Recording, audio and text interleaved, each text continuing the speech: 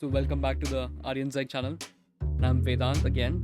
So this video is about why dads are the most underrated people in your life. So apparently we live in a society where we have a whole month dedicated to mental health awareness. 3 different days for dogs and somehow 17 different days to celebrate fucking I don't know, avocado toast or something. But when was the last time that you saw a viral reel about how your dad is probably the most underrated person in your life? Look, I'm not trying to be the guy who's like back in my day, but seriously, when did we collectively decide that our dads are just background characters? Like they're a bunch of NPCs of the family.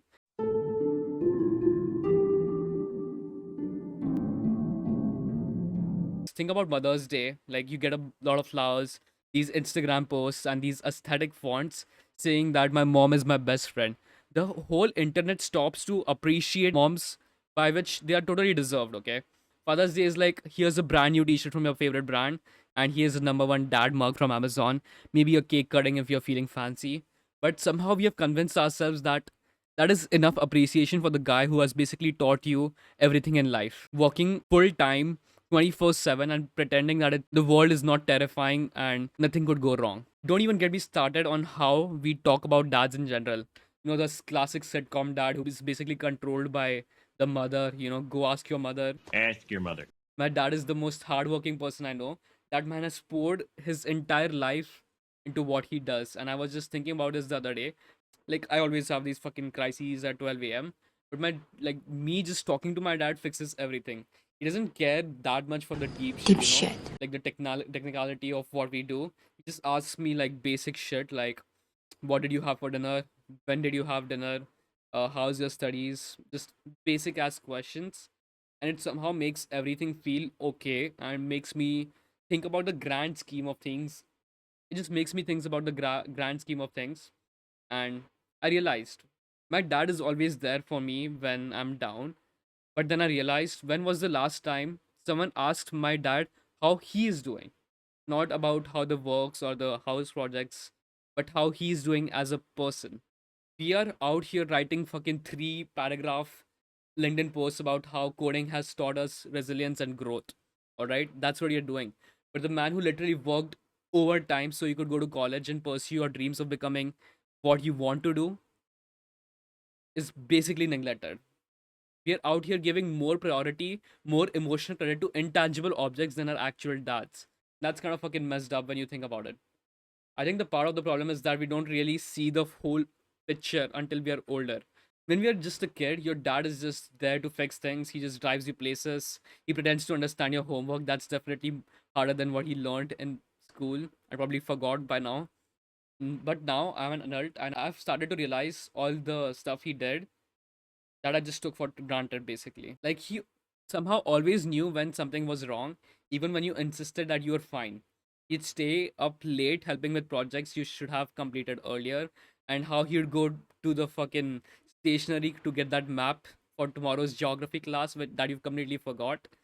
He's that man, okay? He has everything, and he's the least appreciated person on the internet. We talk about sacrifices and how moms sacrifice their entire life for you, which is absolutely valid. But that sacrifice, it's kind of neglected. Is this invisible thing? The amount of promotions he didn't take because he'd have to be away from you, the amount of hobbies that he has given up, the amount of traveling that he has given up, the amount of seeing the world that he has given up just for you is a very big thing. And it is just very unnoticed these days on the internet. I think that's the thing about dads. They express their love through reliability, and reliability is boring, okay? But until you realize how rare being reliable is, name one person in your life who is more reliable than your dad. I cannot do that. Nobody's more reliable than him. This is probably way too much information, but my dream is actually to buy my dad dinner. It sounds like a very small goal, but when you think about it, it's kind of big for me because growing up, every dinner has been paid by my dad, and I usually just free bank on it. But I feel bad if we go to like a fancy place and the bill is for like 5 or 6K. I just want to pick up that bill and just let him just like make him experience. Everything is fine now. I'm grown up and I can take the load. That's the significance of that. So that probably was too much information, but who gives a shit? Look, I'm not saying that we have to completely flip the script and start appreciating our dads more. Honestly, that wouldn't be the worst thing possible, but we could acknowledge the amount of hard work that our dads are doing. To the guy who actually taught you how to ride a bike and a scooter or a fucking bicycle, and he never made you feel stupid for asking questions, he deserves a little bit more credit than we actually give him.